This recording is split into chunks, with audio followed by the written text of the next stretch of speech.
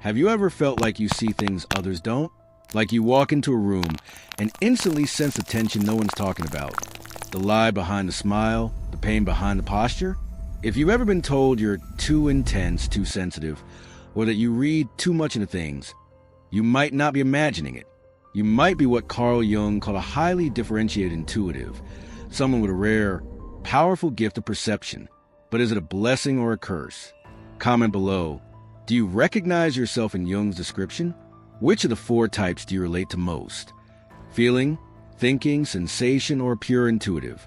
Have you ever been scapegoated for simply saying what others didn't want to hear? Your story might help someone else feel a little less alone. Let's build a space where the conscious minority can finally be seen, heard, and understood. Jung's most dangerous discovery. Your opinion matters. Carl Jung describes something unsettling. People with such heightened perception that they can read micro-expressions, hidden emotions, and unconscious patterns invisible to most. This gift often feels more like a curse, leading to isolation, psychological exhaustion, and difficulties in relationships. Not because they're unstable, but because of the unseen cost of perceiving too much. Now, we want to hear your opinion. Do you believe that seeing too much is truly a dangerous gift, or can it be transformed into a powerful strength? Have you ever noticed things others didn't, and felt uncomfortable or even isolated because of it? Do you think society rejects such people because it fears the truths they reveal? If you had this differentiated perception, would you use it as a gift to help others, or would you prefer to switch it off to live in peace? Share your thoughts in the comments. Your perspective can enrich the discussion, and maybe even inspire others who face the same experience. Was Jung right to call this psychology's most dangerous discovery? Or is it actually one of the greatest keys to human consciousness and evolution? What about you? How do you see this story? Do you think Jung was right when he said that the problem wasn't illness, but a new level of consciousness that society couldn't handle? Can you imagine living with such a heightened perception, always sensing lies, hidden emotions, and unspoken tensions? Would you see it as a gift or more like a curse? Maybe you identify with this patient. Maybe you also feel out of place in a world that seems to value small talk over truth, appearances over depth. If that's the case, do you believe your sensitivity has isolated you, or has it become a strength that helps you guide others? Leave your opinion in the comments. Do you agree with Jung that what looks like dysfunction might actually be evolution? Or do you think such perception makes life harder, regardless of how we frame it? Your thoughts matter. Share your view, your experience, and even your disagreements. This is a conversation where every perspective can help us better understand what it means to be human, and maybe what it means to carry a dangerous gift of perception. When Jung explored participation mystique, he noticed something unsettling. Some people are not just influenced by others' emotions, they are literally flooded by them. They absorb unconscious material like sponges, blurring the line between their own psyche and the collective atmosphere. Modern science backs this up. About 20% of the population is highly sensitive, feeling subtleties in tone, body language, and even tension in the room that others completely miss. But Jung went even further, focusing on an even rarer group, around 1% of introverted intuitives, who don't just send emotions but perceive deep unconscious patterns as if they were obvious. Now, here's the challenge. If you're highly sensitive, you might recognize that constant overwhelm. Do you also feel drained after social gatherings because you carried other people's emotions without realizing it? If you're in that rare 1%, maybe you felt cursed by your ability to see hidden motives, lies, or unspoken conflicts. Do you agree that this clarity often isolates more than it connects? Or maybe you believe this is not a curse at all, but an evolutionary gift, a tool meant for guiding others, not something that should be suppressed. So, what's your opinion? Do you see high sensitivity and deep perception as a burden that destroys relationships, or as a strength that humanity desperately needs? Drop your thoughts below, share your own experiences, whether you identify as part of that 20%, or if you believe Jung's 1% speaks directly to who you are. Your voice could resonate with someone else reading the comments who feels exactly the same way.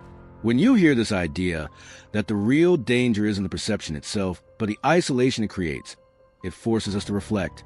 People with superior perception often become unwanted mirrors, reflecting truths that others would rather ignore. But here's the question.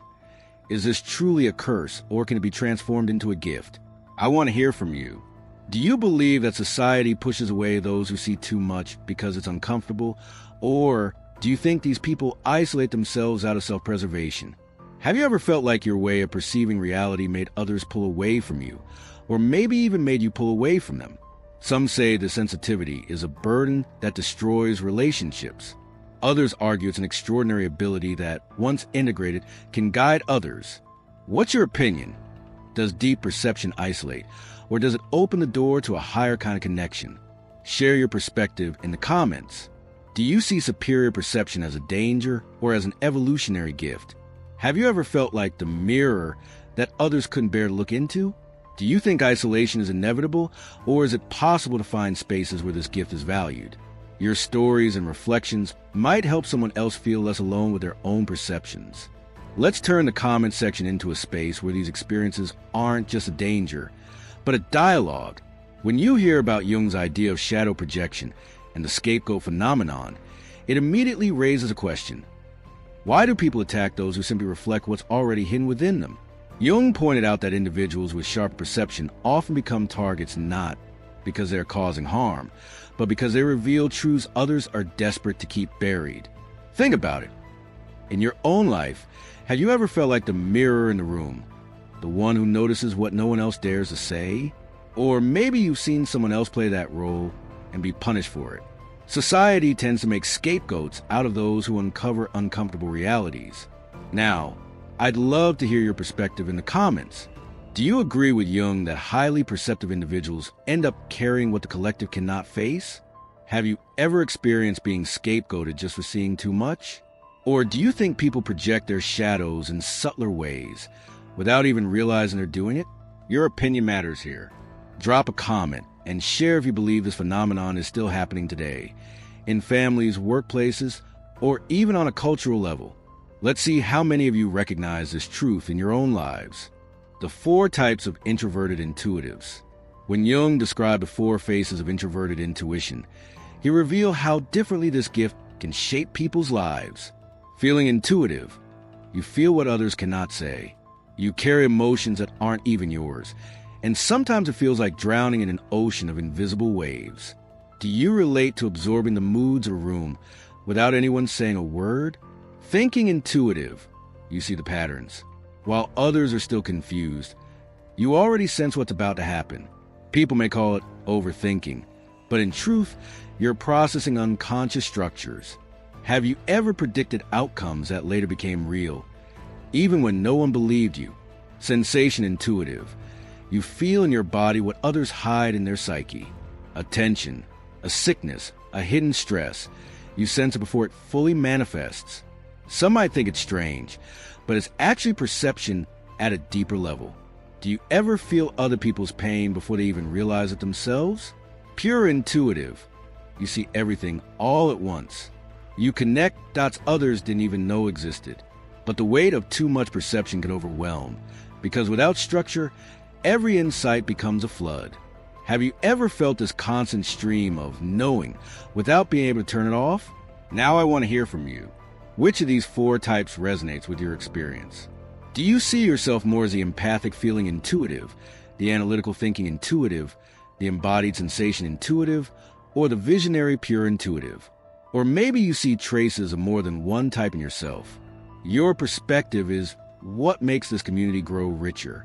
Drop your comment below and let's map together how intuition shows up in real life. When Jung spoke about the dangers of unintegrated perception, he wasn't just pointing to abstract theories.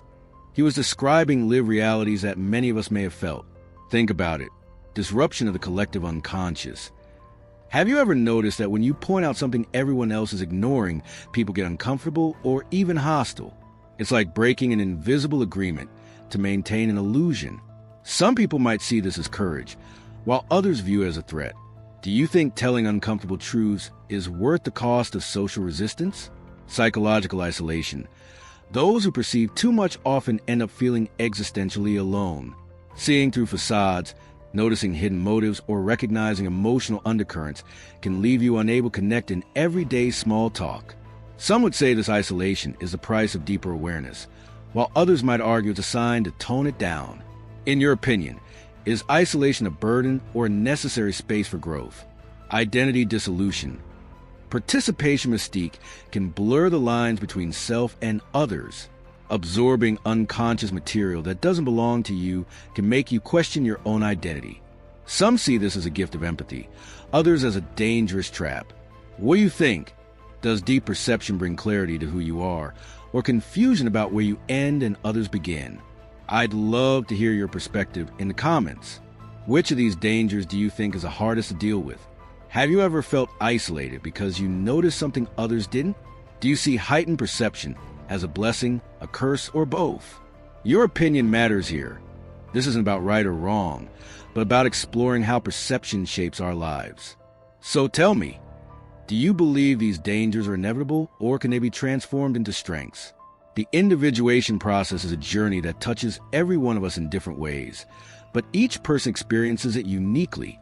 When we talk about phase 1, recognition and differentiation, many people can relate to the struggle of figuring out what truly belongs to them and what has been absorbed from their family, society, or environment.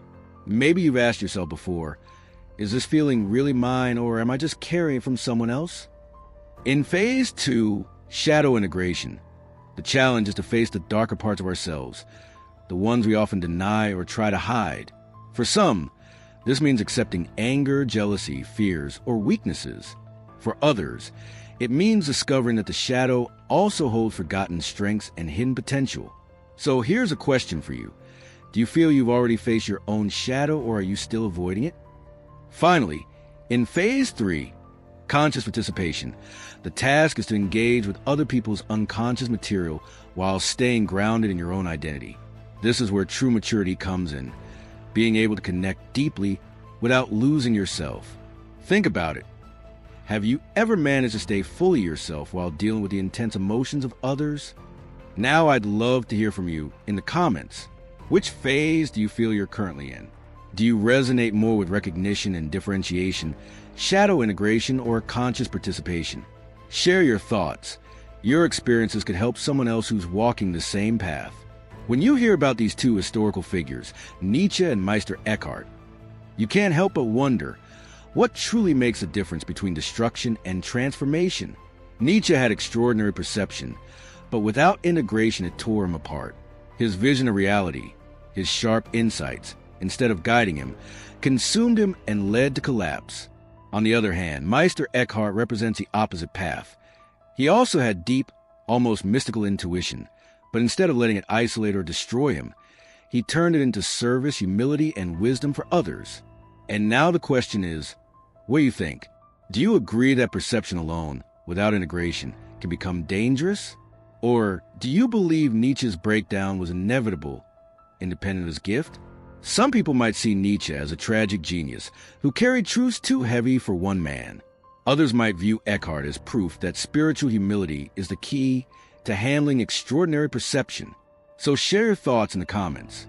Do you believe perception without integration is always destructive? Do you see Nietzsche as a victim of his own brilliance or of a lack of balance? Does Eckhart inspire you as an example of how deep insight can be turned into wisdom rather than madness? Which of the two paths resonates more with you personally, and why? Your perspective matters. By writing your opinion, you're not just reacting to history. You're also reflecting on your own life and how you deal with the tension between vision and integration. Some of you may feel closer to Nietzsche, struggling with overwhelming perception. Others may feel called to Eckhart's path of humility and inner anchoring. Drop your comment and let's see, which side of this historical case study do you stand on? Between 1913 and 1919, Carl Jung went through what he described as his confrontation with the unconscious. It was a period so intense that many historians believe he stood at the edge of psychosis. Instead of collapsing, however, Jung turned this crisis into a path of integration. He discovered that his unusual perceptions and inner visions were not signs of illness, but an evolutionary process of consciousness. What ultimately saved him was learning to integrate those experiences, not reject them. Jung emphasized that the key was not to escape from his visions, but to transform them into meaning. He realized that such perception could be destructive if left unintegrated. but it could also become a source of wisdom and creativity if handled consciously. Perhaps the most important lesson he left us was a need to find the few who understand. He knew that isolation could destroy, but resonance with even a small group of people could sustain the journey. For Jung, community was not about numbers, but about depth, finding those who could truly mirror and validate the inner process. Now I want to hear from you. Do you believe Jung's crisis was more of an illness or an evolutionary leap? Have you ever felt that going through inner chaos actually helped you grow? Do you agree with Jung that finding a few who understand is more important than trying to be accepted by everyone? In your opinion, can integration of deep perceptions truly save someone from collapse? Share your thoughts in the comments. Your personal insights might resonate with someone else who needs to hear them. Don't just answer for me. Answer for yourself and for the community we're building here. When you think about these three types of relationships, fellow individuated people, those in the process of individuation, and natural containers, what do you feel resonates with your own experience? Do you believe you've ever instantly recognized someone on the same path as you, almost like an unspoken bond? Or maybe you've had the opposite experience, trying to share your deeper insights with someone who wasn't ready, only to meet resistance or defensiveness. Some of you might feel strongly that being around other individuated people is the only way to thrive, because mutual recognition creates a rare sense of safety and validation. Others may see immense value in connecting with those who are still on their journey, because teaching, guiding, or simply reflecting back truth can be profoundly meaningful, even if it's sometimes difficult. And then there are the natural containers, those rare individuals who aren't necessarily highly perceptive themselves, but who have the emotional grounding and inner strength to hold space for us without being overwhelmed. Perhaps you believe these people are the unsung heroes, the ones who make integration possible by providing stability and presence. Now I'd love to hear from you. Do you believe it's more important to seek out relationships with people similar to yourself, or to invest in connections with those who challenge you differently? Have you ever experienced that instant recognition with someone, where you just knew they were on the same inner path? Or do you think the most transformative relationships come from those who balance and ground your perception, even if they don't share it? Share your thoughts in the comments. Don't just say what you agree with, but explain why. Your perspective might be exactly what someone else needs to read today. Gradual revelation protocol, collective reflection. So often, when we gain a deep insight or notice something others can't see, our first instinct is to share it all at once, almost like dropping a heavy truth on the table. But the gradual revelation protocol suggests a different path. Reveal in steps. Begin with something small. Observe the reaction. Notice if the other person shows curiosity or defensiveness, and only then go deeper. Always frame your insights as an offering, not as a rigid pronouncement. Now it's your turn to share. Do you believe gradual revelation is a wiser way to share truth? Or do you feel it's better to be fully direct, no matter the consequences? Have you ever experienced a moment where revealing something slowly changed the entire outcome? Drop your thoughts in the comments. Share your opinion, your personal story, or even a bold statement about how you see this in real life. Your perspective matters here, and your comment might spark a whole new layer of conversation. When Jung spoke of transformation, he wasn't describing something abstract or distant. He was pointing to a process each of us can live through. The 4 stages: recognition without overwhelm, integration without isolation, service without sacrifice, and legacy without attachment, aren't just psychological steps. They're milestones of consciousness that's maturing. Think about it. How many times have you recognized something deep within yourself but felt completely overwhelmed? Or maybe you tried to integrate your gifts, but in doing so, you ended up isolated from others? Jung's insight was that true growth doesn't come from escaping these tensions, but from walking through them consciously. What makes this even more powerful is the idea of service without sacrifice. Imagine being able to contribute your perception, your insight, your uniqueness, without feeling drained, exploited, or erased. That is a stage many of us long for.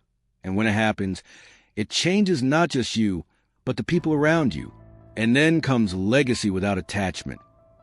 Leaving something behind that speaks for itself, without clinging to recognition or validation. Jung believed that individuated people become carriers of culture, guiding the evolution of human consciousness itself. Now I want to hear from you. Do you recognize yourself in any of these stages right now? Which stage feels the most challenging for you personally? Recognition, integration, service, or legacy? Do you believe consciousness can truly evolve through individuals, or do you think society resists too much of that change to take root? Share your thoughts in the comments. Your perspective might resonate with someone else who is also navigating these same stages. Let's see how each of us interprets Jung's vision of transformation. When we talk about integration, we often imagine a smooth, empowering journey. But Jung warned that the process is filled with hidden traps. Each one of these pitfalls reflects not just psychology, but also real-life struggles many of us have faced. The inflation trap is when someone begins to believe they're a prophet or savior. Have you ever seen people fall into this? They start identifying so much with their gift or insight that it turns into ego rather than service. Some might say this is spiritual pride disguised as wisdom. Do you think this comes from insecurity or from truly being misunderstood by others? The withdrawal trap happens when a person justifies isolation, claiming it as a form of spiritual superiority. Instead of connecting, they pull away and convince themselves that distance means enlightenment. But is isolation always unhealthy? Or can solitude also be a necessary step for clarity? What do you think? Then there's a helper identity, the constant urge to fix everyone else's problems. This may look noble, but it often comes at the cost of losing your own self. Many people watching may resonate with this. Have you ever felt drained because you were carrying everyone else's burdens? Do you think helping others too much is a form of self-abandonment? Finally, regression. When under stress, all the progress collapses and the person falls back into overwhelm. This shows how fragile integration can be if it's not grounded. Do you see regression as failure or as a natural part of growth, where setbacks are just lessons along the way? Now, I want to hear from you. Which of these traps do you think is the most dangerous? Have you experienced or witnessed any of these in your own journey or in people around you? Do you believe failure in integration is inevitable before true transformation can happen? Share your thoughts in the comments. Your perspective could spark a meaningful dialogue and help others reflect on their own path. Maintaining integration over time. Carl Jung once said, "The integrated person doesn't achieve perfection, but dances consciously with their psychological complexity." This statement invites us to reflect on what it really means to sustain integration throughout life. Integration is not a single achievement, like winning a trophy that sits forever on a shelf. It's an ongoing process, a lifelong balancing act that requires discipline, awareness, and humility. Some of the practices Jung suggested remain just as powerful today. Moments of solitude to reconnect with oneself. Selective engagement with people and environments that truly nourish growth. Consistent shadow work to avoid falling into projection. Creative outlets to transform inner chaos into expression. And relationships that act as reality checks rather than illusions. But here's the question for you. How do you personally maintain your own integration? Do you find solitude a gift or a struggle? Do creative practices like art, writing, or music help you process inner complexity? Or do you lean more on safe, honest relationships to ground you? This is where your perspective matters. For some, integration means setting boundaries. For others, it's about confronting shadow material head-on. And for many, it's a dance between falling out of balance and finding new ways back into alignment. Now I'd love to hear from you in the comments. Do you believe integration is something you can complete, or is it always a never-ending journey? Which of these practices, solitude, shadow work, creative outlets, or reality-checking relationships, resonates most with your life right now? Have you ever felt that integration slipped away from you? And if so, what helped you get back on track? Your experiences, insights, and even disagreements can open up a powerful conversation here. After all, every person's path to integration is unique, but by sharing, we create a collective map of what it really means to live consciously with our psychological complexity. When you think about highly perceptive people, those who seem to be ahead of their time, what comes to mind for you? Some would argue that they are visionaries, people who can sense problems and opportunities long before society is ready to even recognize them. Others might say they are misfits, often misunderstood because their awareness stretches beyond the collective moment. Do you believe these individuals are truly advanced scouts for cultural evolution, as Jung suggested? Or Do you think society resists them so strongly that their role becomes more of a burden than a gift? Perhaps you've noticed this in history. Thinkers, artists, spiritual teachers, and innovators who were ignored or rejected in their own time, only to be celebrated later. Does that mean their role is essential, even if painful? Or does it reveal that society only values pioneers when it is convenient? Another question is whether you see yourself reflected here. Have you ever felt like you noticed things long before others did? Changes in people, culture, or even the world? Did that awareness feel like a responsibility or a curse? Many people comment that it can be isolating, but others share that it gives them direction, purpose, and a sense of service to humanity. So, I want to hear your perspective. Do you think highly perceptive individuals are a gift to society, or are they simply misunderstood? Should they adapt themselves to the collective pace, or remain firm as cultural pioneers? And finally, do you believe our world today is more open to these pioneers, or just as resistant as before? Share your thoughts in the comments. Your opinion might spark a new conversation that helps others see this role in a whole new light. The story of Jung's 1913 patient shows us something extraordinary. What begins as a heavy curse can be transformed into a cultural medicine when integrated with awareness. She wasn't healed by learning to see less. She was transformed by learning to see more wisely. Through individuation, she stopped being overwhelmed by her perceptions and started using them as tools to guide her life. She became a counselor, built authentic relationships, and turned what once isolated her into a bridge that connected her with others. Carl Jung himself summarized it beautifully. She learned not to see less, but to see more wisely. That single sentence can spark endless reflections. Does wisdom come from suppressing sensitivity, or from embracing it consciously? Is our deepest wound actually the root of our greatest strength? Now I'd love to hear your thoughts. Do you believe that what feels like a curse in life can eventually become your greatest gift? Have you ever had an experience where your sensitivity, perception, or intuition, something that once hurt you, later became a strength? Do you agree with Jung that the key is not to dull our perception, but to learn how to use it with wisdom? Or do you think that sometimes seeing too much is a burden that society simply cannot accept? Share your reflections in the comments. Write from your own story, your own perception, your own wisdom. Every perspective helps build a collective understanding of how deep perception can be both a challenge and a medicine. Because maybe your story, just like hers, could inspire someone else to see their so-called curse as the very source of their transformation. When we reach this final reflection, you're not broken, you're evolved. The real question becomes, how do you personally interpret this? Do you believe your perception is a burden, or have you started to see it as a gift that can serve both your life and the collective? Carl Jung's insight reminds us, the danger is not in what we see, but in not learning how to integrate it. And that raises powerful questions for all of us. Do you agree that integration is the true key to transforming what once felt like a curse into cultural medicine? Have you ever experienced moments where your sensitivity or deep perception isolated you, but later realized it gave you wisdom others could benefit from? Do you feel that society is ready to embrace people with this kind of vision, or is the world still resisting truths that challenge its illusions? Your opinion matters here, because this isn't just philosophy, it's lived experience. If you resonate with Jung's perspective, write in the comments as a statement of your own truth. For example, I am not broken, I'm evolving.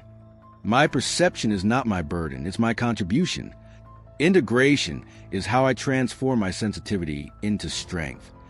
The comments section can become a place of collective integration, where each of us shares how we've turned difficult perception into growth, wisdom, and purpose. So what do you think? Drop your affirmation or insight below, and let's create a thread of voices that prove Jung was right. Our gifts don't destroy us when we learn to dance with them.